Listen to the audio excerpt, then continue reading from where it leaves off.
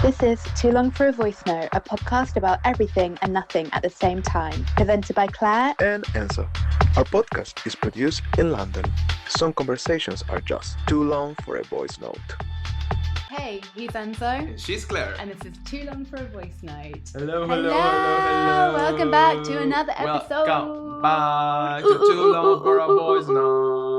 How are you doing? Good, I'm really good. No, I'm happy that we're filming. Mm-hmm. And well, before everything, hi guys. Hello, thank back. you for subscribe, like, share, keep doing it. Exactly. Thank you very much. Listen to us on Spotify, Apple, Amazon Music, and much more. Mm-hmm. Everywhere. We are everywhere. We are really everywhere. How are you, love? So yeah, I'm fine. We thought we would do a little bit of a different introduction this week and just share a bit of things that we've been loving, arty things, cultural things. Money. So something I've been loving, which I know Enzo has also been loving, is Queen Herbie's podcast. Oh yeah, that's cool. If you don't know Queen Herbie, she is a rapper and singer. She's like super talented. At this point, she's also like a designer. Yeah. And she's doing her jewelry, isn't she? It's like she has a makeup line as well. She has everything. Yeah, she does. She's like very creative. So her and her husband, they produce the songs. He's a producer. Yeah. They have this podcast called House of Herbie, and it's really like a podcast for creative people, and it's so cute. I think we've both been loving it. It's very inspiring, and I feel also like even if you're not like, let's say, air quotes, creative. Yeah. I think this podcast is also very uplifting in ways, and maybe it will help you to explore different areas of yourself. Because some of the topics are also like around, like I guess being like a young human, I guess. No, it's a bit. I think it's a bit for everyone, but especially if you're creative, I think it's a really enjoyable show. They give very good advice, I think, for creatives. What episode have you enjoyed the most? Well, I think they just released one now that it was very, very interesting. It's talking about being in your creative flow. Yeah. And it's kind of like how it is and how like what it means for you to be in space that way you're doing whatever you love to do. And it feels like it's like no time. It's kind of like you start, you don't know when to finish because you're so in that zone. But it doesn't happen all the time because you can block yourself. I don't know. I find that really interesting. Yeah, that was a good episode. Yeah. I think I've got 10 minutes left of that episode. But they were saying things like, for example, which I think is so true, that, she just gets off her phone. Actually, we have like an episode on your connection, your relationship with your phone. Yeah. So that is so true, I think, for being creative. I think that's something I'm trying to do more and more now, is just put my phone on airplane mode. Yeah. And then it's crazy how much editing I can get through, It's true. It's something, I think there's like a very famous quote from maybe a writer, and I don't know which artist it was, but anyway, he always say like this quote like says, I don't know what I'm going around like he said. What did he say? Like that. No, but like said like basically like creative people, they need time to be bored and time to do nothing, which is similar to what she was saying. Like you need to have time of total nothing, because that's when the ideas come. If you are like on all the time, or like checking or being like influenced with whatever you see online, you don't have time for your brain to process everything. But anyway, I think that applies to many other things. For sure. And I love the podcast. The great podcast. Definitely you should check it, because this is not the only good podcast in the whole world, guys. There's more things out there. And we love her. She's so feminist and empowering. But, check her music, by the way. But that's a little really thing that we've been loving. Love this introduction. But it's my week this week, right? It is your week, are you ready for my secret topic of the week? I am slightly ready. Yeah, slightly ready. I'm ready, yes. So time for Bear's secret topic of the week. Okay, so I'm just going to bring up my notes, so hopefully won't look, because lots of people ask us that. Loads of people ask, is it actually secret? Or you tell each other, right? It's actually secret. Yeah, he genuinely has no idea. Honestly, when we say it's, we talk about this, like when we have a special episode, I guess, that's the times that we actually discussed it. But before it's like a secret, so I don't know. So I feel a little bit of a different vibe, because I feel like just kind of changing things up a little bit and talking about something quite different for us. Ooh. So this is based on kind of something personal for me. I'll get into it a little bit. Ooh, we're getting but personal. I want to talk about. Yeah. Sorry, guys. He dropped his tea bag in the tea. The tea has a really beautiful message. Give love and get love. Oh, mine is compassion will make you beautiful. Oh, you're like, oh my God, I'm so compassionate. Like, it shows. I cannot be more compassionate in this life. Great. But anyway, I would like to talk about sleep. And different sleep patterns in different cultures. Ooh, this is quite interesting. Isn't it? I'm quite like, I've got a lot of notes. I'll tell you that for free. That's wow, okay. I'm curious. I wasn't expecting this conversation. I thought you would on. Conversation. So I don't really know kind of how this conversation is going to go then. So we genuinely have never really spoken about this in our own lives. Yeah, but really, so something we talk about. The reason why I am bringing this up is because I recently acquired a Spanish boyfriend. Yeah, acquired, but not that recent. We've been together for a while. Obviously, all great, etc. But one thing that we do really have a difference on are kind of like our scheduling and our sleep patterns. All right. If you don't know, like Spanish people, they tend to do everything quite late. Yeah, like dinner, 10 p.m. Like what the hell? Yeah. So I am from the UK, obviously. We tend to eat, I mean, my parents eat dinner quite early, like, you know, but I think normally like I would eat, 7, 7:30, etc. like that.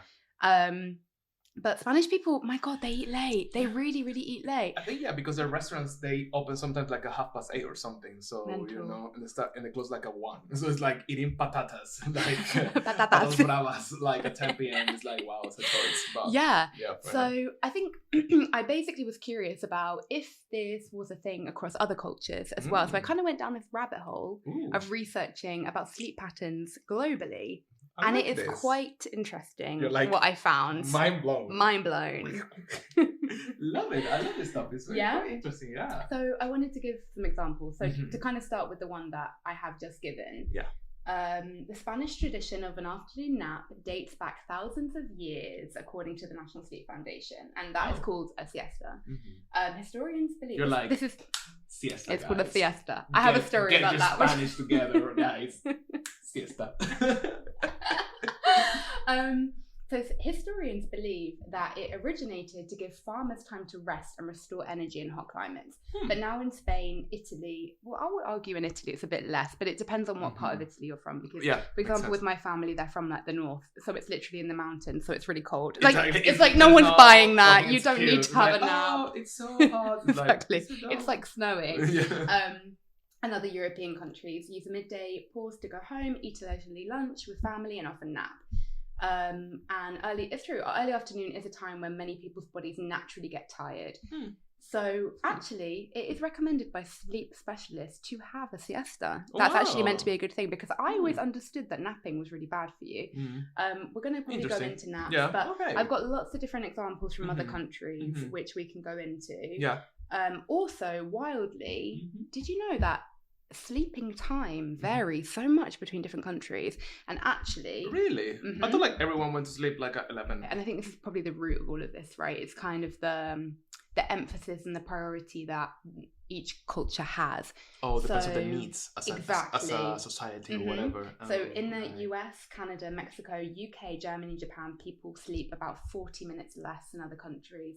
And the likely reason is due to work and productivity.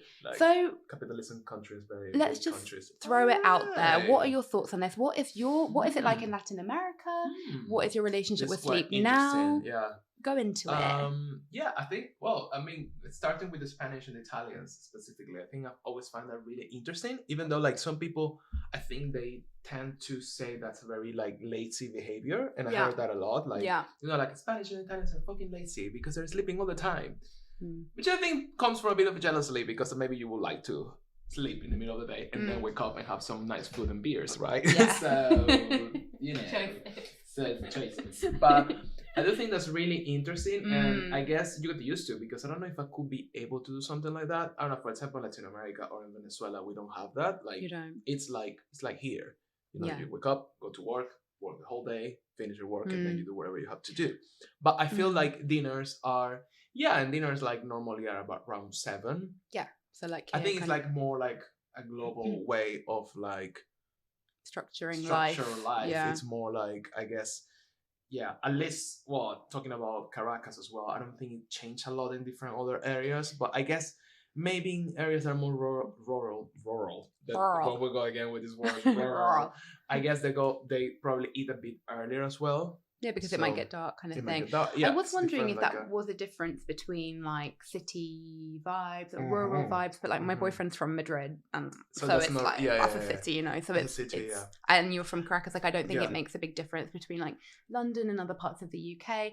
Obviously, I think it does have a lot to do with like weather and climate. Definitely, clearly, that's one of the biggest things that's like determining everything. And I think here in the UK, like pretty much like 10 months out of the year it's pretty fucking miserable, so you just kind of want to like be inside and, like, eating your food and like going to bed because it's like dark at like 5 p.m. So it's got, I find interesting like I guess like if you live in like in a smaller places, like in smaller cities, maybe you will have breakfast dinner for example earlier because you don't have to commute that much maybe. So you're going to be already in your area. I wonder how that works. But definitely that probably affects how you sleep. Because I feel like, for example, sleeping in London is really hard.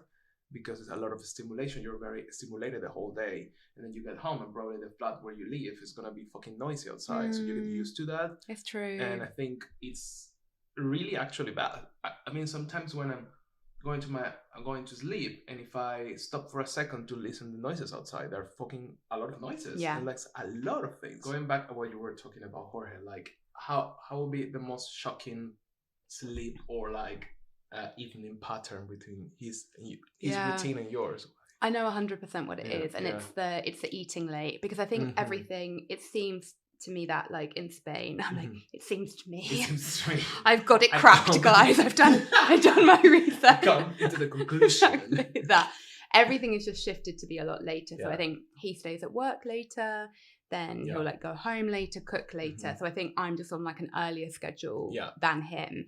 So I think I realized at the beginning of dating, I would be like, I'm not going to make it. I'm not going to make it to the 10 o'clock dinner, like, because I get really hungry as well, you know, and I don't know about you, but do you like lose hunger by that time? Like for me, like 10. Sometimes it happens. 10 p.m. is bedtime. 10 p.m. is not dinner time. No, also like I feel like if I eat that late, then I cannot sleep later. Same. It really affects my sleeping. The other day we had dinner at like 10, and I was like so hyper. Basically, like I found it much harder to drop off. Yeah, because it gives you energy. You know, 100%. So yeah, I think it's that. I think it's like that everything is just shifted a bit later. But I guess it's, you know, you get used to it. I do find it interesting though, and like I guess, well, you can speak to this, but I guess it wasn't that different in Caracas. But that here sounds like I'm throwing him under the bus so badly. But like that, you're your counter. Exactly. Fuck off.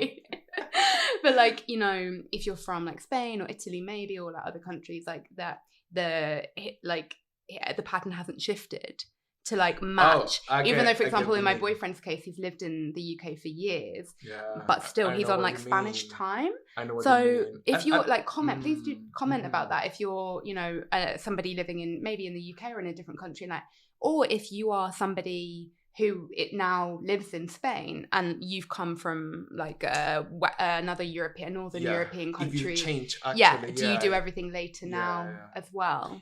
Yeah, that's kind of interesting, honestly. I mean, like, I think when you live there, it makes a lot of sense. When I visit my friends in Madrid, I think it's amazing that you can, like, be outside at 11 p.m. like in a place, and it's gonna be open. It's gonna be very alive, which is something in the UK. It's more like, I mean, 11 p.m. is just like bars and things in that way. There you can be like a nice restaurant and like having chill time, you know. So I think that's very nice. But yeah, you're right. When you go to different countries, it's kind of weird to keep in your same pattern. Yeah. I think and I guess it's hard for some. I think, for example, in France as well, they're very like strict with the times. I think kind of like, I remember when I visited my friend as well in Paris, like always we want to go to a restaurant, we need to check the times before, because a lot of them start working after 7 p.m. Oh gosh. You know, it's very like, it's always like a thing. I feel like even it can be even more than Spain from experience. I feel like, or like on Sundays everything is fucking closed, so you can even get like in a supermarket after 1 p.m. or something. You know, it's kind of these little things, and I think they're all based in culture and like how their patterns are, right? Probably they have a better like quality of life. Well, that's what I was going to go into. So thank you for leading me into my next point, Enzo. Seamless. That's what happens here. Because one of the things that I was researching about, which I hadn't really thought of, maybe because I was brought up here in the UK, but for example, one of the reasons why in Spain, for example, to stay on that example, is that everything is a bit later, is that is the time that parents get to spend with their kids. Ooh. And I was thinking, like, I was reflecting on that on my own childhood, and that's so that didn't even enter my mind, but I was like, oh my God, yeah, I probably barely saw my mom because she worked late until like 6 or 7, like picked me up, had dinner, bed. Bye. Pretty much. And I think that maybe there is like more of a balance in these other cultures where there is more of like that longer break at lunchtime, and then like more of a later evening, because that is where like you spend a lot of time with your kids. Yeah, makes sense. Wow. And I think another thing that countries have, and again, obviously it's like got its roots in religion, but definitely in Italy, and I guess in Spain as well, right? Like everything is closed on a Sunday, like you said. And it's kind of like really irritating, I think, when you're there, but also I think it's really nice because like Sunday is kind of like forced family time, but it's actually like you have that time that, you know, it's dedicated to being with your family, or also like relaxing or resting or whatever it is, or doing like what you want to do, and like you don't really have many other options. So I think I don't know, I think that's kind of, it's very different to here. But I think there's something kind of nice about it in a way. Yeah, no, I do feel like probably, I mean, those countries have a better quality of life, and I think they're happier. Also, I mean, obviously, I guess, for example, during like, I don't know, summer times, you can have these times like, if you're in, for example, Madrid, then it's going to be at one point of the day 40 degrees. And like, who wants to be outside doing things at 40 degrees? Maybe you want to be like inside, which I think is kind of part of the culture of where they are, that you need to like be a bit like, like you cannot do things with if it's so hot because it's so fucking tiring and not enjoyable. So I guess that's part of it as well. But I guess also if you want to do something, or if you want to have, like, I don't know, maybe it makes sense to have some type of like break in the middle of your day to kind of like, because sometimes it feels long to work the whole day straight, but also, I don't know, I think like, I don't know what you would prefer to do. Like, I don't know, because I was thinking about that, and I think personally, I don't know about you, but I have some bad habits in terms of, I always eat my lunch at my desk. Like, I like to work out if I can at lunch. But for example, lunch today, I literally worked through my lunch break. I just quickly made like a wrap and ate it at my desk. And then like the first time that I've like broken away from my desk is like, and I think that's not that healthy. So I think it's really nice, especially with food, I think, to like actually also, like, you know, this is another topic we can do, but it's kind of like that mindfulness thing. And I think you're probably more, I don't know, it's tricky because like, but then I like being done with work, so then I have my evening, but then that's just because I'm used to it. Like, I don't like working, I will do it, but obviously I don't love working beyond 6 because I'd like more of my evening, but therefore I'd rather get up earlier and like work through to get everything definitely done. Like, I think that's definitely a cultural thing, because I think, and I remember when I moved here, I think one of the most shocking things the levels of drama is like, okay, I was like shocked. Like, you came from Venezuela, like I think there's quite a lot of shock there. Really, what's shocking you hear about lunching so much, and so I was quite shocked. Like the fact that like the culture, for example, in the office, and when people eat, a lot of people that eat on their desk. We do. And it's kind of like a we're fucking... Like, and they're coming back, like, literally like, why are they all eating? It's like everyone eating a fucking meal deal in the desk, you know? For me, it was like, ooh, oh.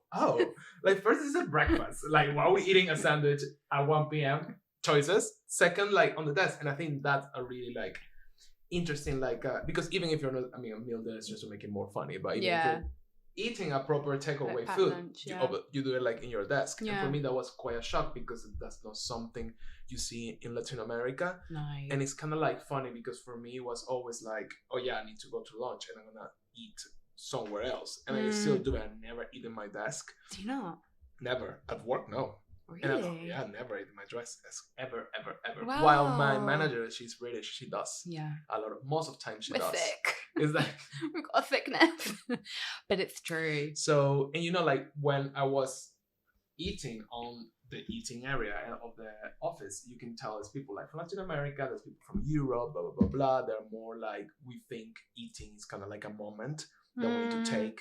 And, you know, know, it's gonna probably it's gonna be a whole meal. Definitely. It's gonna be maybe homemade. So it's gonna like come from that things as well. It's Culture, interesting so though, it's isn't it? Because it doesn't really matter about your culture, because like my family, my dad is Italian, and that's definitely a vibe. But I grew up in the UK, so you take the thing of the culture around you, not your cultural background. Definitely. Because I don't like make a whole fiasco out of like a meal or like have a whole thing, but like my dad definitely does. Like it's like a ritual for him to eat. Yeah. And I think the culture's implications. But did you go home? Because I think I remember once you told me that because you would go home for lunch from uni or something, right? In Venezuela. If I could do it, I will do it. Wild. Definitely, yeah. If I could do it, I will do it. And like the thing is, sometimes like I couldn't, like, if you didn't have time, of course I would eat something at the uni. But most of the times I was like, oh, I was at the uni, then I went home, I have lunch, and then I went to work, kind of thing, you know.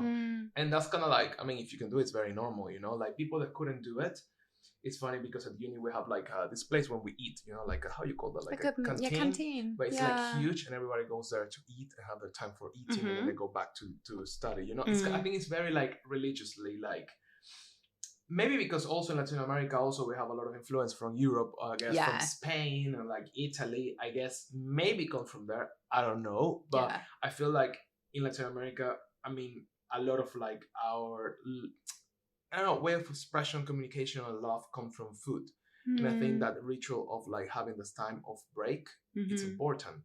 But also it's good mentally to have a break as well. Like I think it's good to eat mindfully, number one. And I think that it's good to, like, for example, now in our case, like we're so like glued to our screens, and it's true that sometimes I finish work and I'm just like, my eyes. Of course. My eyes. Because even though I siesta. Please, por favor. Because it's like, you know, like it you know, I think having that extended break is good for you. Kind of going back to what we were speaking about at the beginning of the episode about Queen Herbie. I think it is good to like step away from your work for a while and then come back to it. Whereas, you know, it's basically multitasking, I think, you know, and I think, I don't know, I think it's making me really assess this. That's interesting. Yeah. And I wonder, like, what's, like, how you found, like, kind of like a trick or, like, a way to have, like, a good, or whatever good means, but, like, maybe that works for you, like, a sleep pattern, or, like, how it works for you? It's interesting because I actually was seeing a nutritionist, do you remember, Amanda, at the end of last year because of my endometriosis, and I was prepping for the surgery and my egg collection and all of that. So I was like, okay, let me try. I've always kind of preferred doing things a bit more holistically, but I was like, well, I'm going to have a surgery, but let me try doing something that I'm comfortable with as well, like assess my diet, because, you know, like I'd been diet is really important, like vegan for like 7-8 years, and I was like, you know, whatever. But part of that, she wasn't just a kind of nutritionist, she also looked at sleep and stress. And it was so interesting because I think you remember what she said was that like my food was like pretty much like really good, I just needed to add a bit more protein and blah blah blah, but my sleep was horrifying. Like she was like, your sleep is like a hot mess. And it's true. And I think it's that thing of like, and I think for me, I don't know about you, but I kind of got my morning routine down, but the nighttime routine, I do find it really hard. And again, like, not to throw my boyfriend, it's just worse now. Now I have a Spanish boyfriend. It's like, I know you for a few months, okay? Don't blame me all your fucking issues of your life and your sleep patterns to me, all right? I'm on your side, Jorge. This is like... One of the things that the nutritionist said was like, it's absolutely key to be off your phone for a minimum of like, 2 hours? That does not happen. I mean, I think I fall asleep with like my phone on me and like, or the Kindle out, or it's really hard, you know. And I've been trying to get better lately, but I find it still like really impossible for me. And I feel like it annoys me sometimes because I feel I have like weeks that I'm sleeping like better, you know. And then it's kind of like something happened, or maybe the week is too hectic, or there's a lot of things happening, and then my sleep goes to shit again. And it's kind of like I haven't found like a way to kind of like keep the balance. It's just like, oh, it's balance, and then it's like a fucking disaster with the sleeping. And it's really hard. But of course, I know things I should do, like, oh, well, don't look at your phone for an hour or two, like meditate, like take this, take that, you know, like, so but it's difficult to get into these things, right? Yeah. Then lately I've been trying to take again, like, I think I didn't tell you this, but taking again like the CBD drops. Oh yes, yeah. Because I tried them like a year ago or something, and they worked, and like I'm trying them again, like every now, but sometimes I think it doesn't really work that much, or maybe you need to take them like earlier, but sometimes I'm trying to have them like if I'm too stressed to kind of like calm everything down. And I think I find some days I can sleep better and don't wake up in the middle of the night or something, but it's really hard to find like a good but I think it's because us, we like to stay, I love to be up until late, you know. I like to be up until like 1 a.m. Yeah, definitely I could easily be up till then. And it's like I would love my life to have that shape of like I could stay up that hour and then still sleep 8 hours and like and then start whatever I have to start. But it's not right, as you say, sometimes with your jobs. Because you have to like get on with things in the morning. That's the thing. Like otherwise it's not enough time. I was gonna ask you about how you feel about like napping.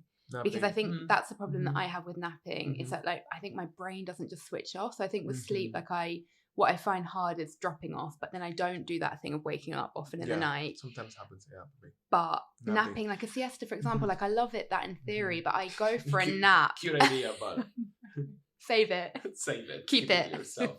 But I just like, my boyfriend is like, I just had a 20-minute nap. And I'm like, how? Because it will take me like 40 minutes to drop off. Okay, I just can't like go from like, here we are to like, but that sounds great because, there's lots of benefits to napping, like, and lots of different cultures. It's not just Spain, like lots of different cultures do a nap. Like in Japan, there's actually a word for that. It's called inami. Inami. Yeah. I've heard about this. And it's about like just a quick nap that actually people do in public. There's no like taboo around that.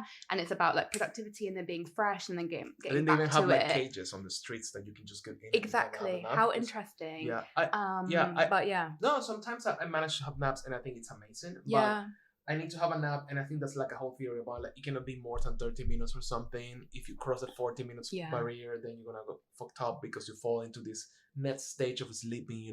Sleeping has like a different stages, so you need to stay in this level for like, which is gives you like a lot of energy, but you don't fall into deepest or one of the deepest levels of sleeping because if not you're fucked and then you feel more tired. So, well, I'm gonna reflect on this. Yeah, definitely. Thank you for sharing this topic with me, love. Is there anything else that you would like to add?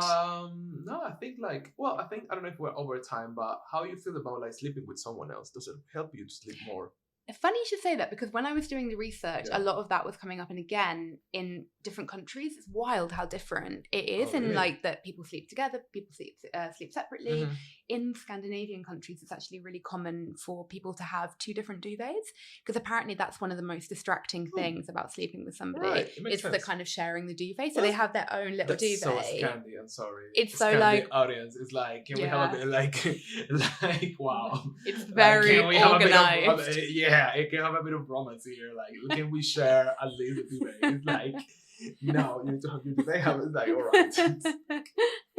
But also very practical. I have to give that. They're very practical and very like well designed. Very practical. But hilarious at the same time. But yeah, I actually have never really had a problem sleeping with somebody else. I think it depends on the person. And I think when you start dating someone, that's always like a bit of a like... At the beginning, like a fear. Horrible at the beginning, but then it's fine. Because also it's like you don't know if they're like a serial killer, for example, at that stage. Like 3 meetings in or whatever it is. While you sleep. You're like, oh fuck. So you're a bit like, are they going to kill me? Like, hopefully they won't. And if they don't, then you get used to it. People listen to this like, I've never thought about that. Yes, you have. We all do. But I don't really have a problem. But it depends on, if there's like a snorer, for example. Oh yeah, that's complicated. Our friend Wincy, fucking hell, she's a snorer. But yeah, I actually feel when I'm sleeping with my boyfriend, I sleep better. I mean, sometimes if that week I'm not sleeping really good, when I'm sleeping with him, I feel like I'm sleeping better. How cute. How romantic. How romantic. We share the same duvet. Yeah. Do you? Like, we don't have 2. And this is like, I can't wait to get my own duvet. Yeah. Like, literally, like, give me my own duvet. But no, if I have a bad sleeping week, if I'm sleeping with him, like, I sleep better those days. I think also, though, it's funny you say that because I think we, at the end of the day, like, we are, like, animals and we're herd animals, so it's like there's probably something quite like protective about sleeping with somebody else. So I think I actually know what you mean. Like sometimes I do find it harder to sleep without Jorge because I think you get used to being somewhere somebody else as well. There must be some psychology. And then you can also be like, well, if there's like a murderer coming in, it's gonna get him first and not me. I was thinking like he would protect me, not like he will get him first, and I will have time to run. You know, I'm out of the window. Well, that happened. Now I need to save myself. Bye. Anyway, guys, thank you so much for listening again, that's coming really back. If you have any weird, also like sleep habit, like please share with sleep us. Like, any good like sleep hygiene they call it, sleep hygiene habits. This is so like these times. Also, tell us if you are dating someone from a different culture that and how is sleeping. Oh yeah, if it's a bad story, tell us a bad story. Spill the tea on the comments. He's so happy to sleep with him or her. He's got his own duvet. No, good story is like. Well, guys, see you next week. See you guys. Bye.